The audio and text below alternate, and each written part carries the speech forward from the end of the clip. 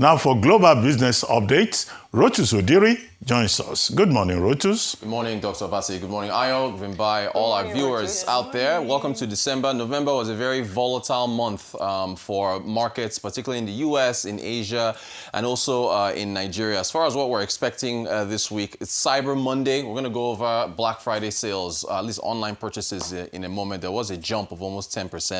Cyber Monday, a lot of chances to get deals on electronics and so on and so forth. And we'll see what those numbers look like either tomorrow or Wednesday. Tuesday, we're getting GDP data from South Africa. I think we're expecting about 0.6 for Q3. Annualized, maybe 0.8. Nigeria, I think we're supposed to get this on Friday, but I don't know, sometime this week we should get GDP data for Nigeria. I mean, starting with South Africa, the load shedding has been, kind of reduced to a point, although it still happens. And there's, of course, the talk around selling off these state-owned enterprises, and just growth in South Africa has been sluggish. The Reserve Bank has cut rates recently. They've talked about, of course, they've moved their targets for, as far as interest rates, or rather what the Reserve Bank prefers for its interest rate, inflation target, rather. And we'll see what happens. But again, like I said, 0.6 for the third quarter, 0.8 for the year. For Nigeria, brighter story, 4.2, I think is what we got. Fastest growth in about 3-4 years. For the second quarter GDP for Nigeria, that of course driven by increased outputs in the oil sector, but also non-oil as well. What analysts are looking at now is 3.6 to 3.8% for the third quarter. Base effects are part of that story. And with all this talk of insecurity, everyone's going to be looking at the agricultural sector to see how, I think they did about 1% in the second quarter in terms of economic growth. But I want to see, we'll be looking at the agri sector for Nigeria.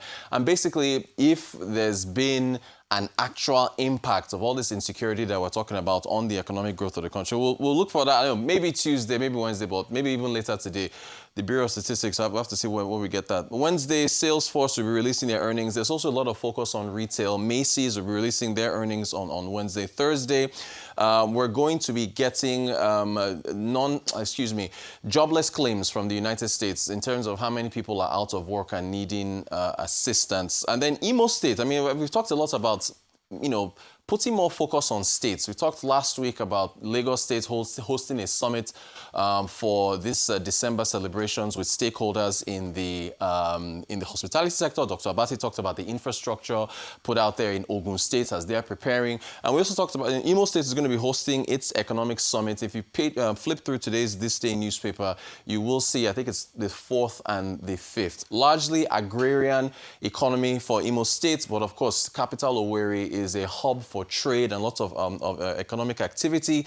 And of course, they've also put out an industrial, I think the governor, Hope Uzodinma, put out an industrial plan to try to move Imo State from being largely agrarian to being more industrialized. So look out for that, and it's really important that we put more focus on the state. So that'll be interesting to see what happens. Victoria's Secret will be releasing its earnings on Friday, and then we get PCE. One, huh? Well, it's retail. It's all about retail. PCE data, Dr. Abati's preferred measure of inflation, also for the Fed. Speaking of the Fed, Donald Trump on Air Force One says he's picked who his next Fed chair will be, but he's keeping that close to his chest. Asia markets have started out pretty volatile this morning to kick off December.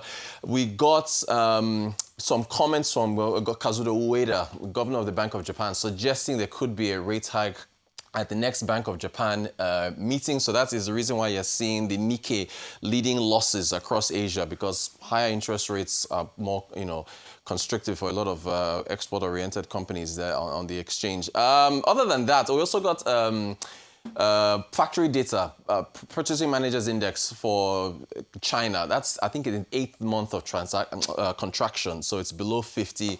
What else is happening in Asia? Oh, yes, the People's Bank of China issued a warning over the weekend about cryptocurrencies, speculation. So I think that's why Bitcoin took a big hit this morning. It's about 87,000. But that's what we're seeing there. And then we're going to be getting, check out this graph. Really, this one went viral over the weekend. Notice this here. This red line is China's vehicle exports from 2014 to 2024. You see the US in blue here, Germany in yellow, Japan in white. For the last 10 years, Japan has led. Watch China now. I think when we get to 2024, look at that. Look at China going up, up, up. China is now the lead exporter of vehicles. As of December 2024, 6.4 million. You see Japan falling to second at 4.2, Germany at 3 million, and then the US there. So we're going to be getting vehicle registration figures for Europe, I believe, later on this week. I think Spain, France, and a couple other nations. So everybody will be looking at how well Tesla is doing and how well the Chinese vehicles are performing across the globe. The Swiss, tax. We talked about taxes last week with, the UK and Rachel Reeves. I think Keir Starmer is giving a speech later today to talk about taxes and welfare in the United Kingdom.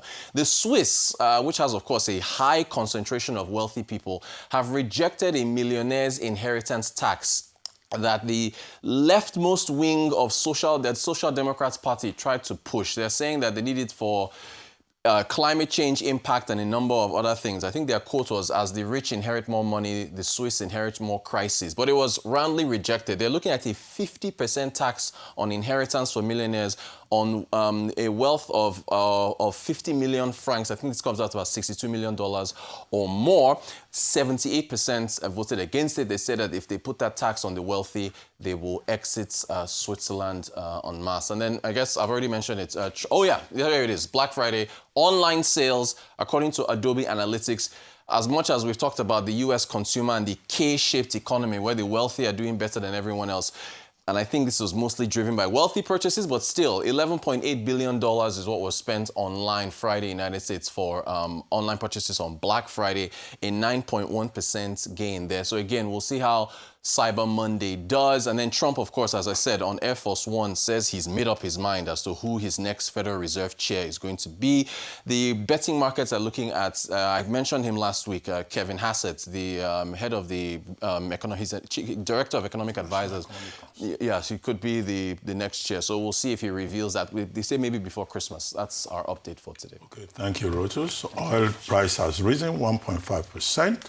WTI by 0.99%, Brent crude by 0.98%, because OPEC Plus says they're going to take a pause in terms of the volume output. And also there's a problem with Venezuela, with President Trump's bellicose rhetoric.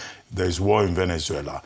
There's going to be a lot of implications. Silver is doing well, 71%. Third time is reaching its peak in 50 years, doing better even than gold. Yep. The devil's metal has proven this year to be truly the devil. Thank you very much, Reuters.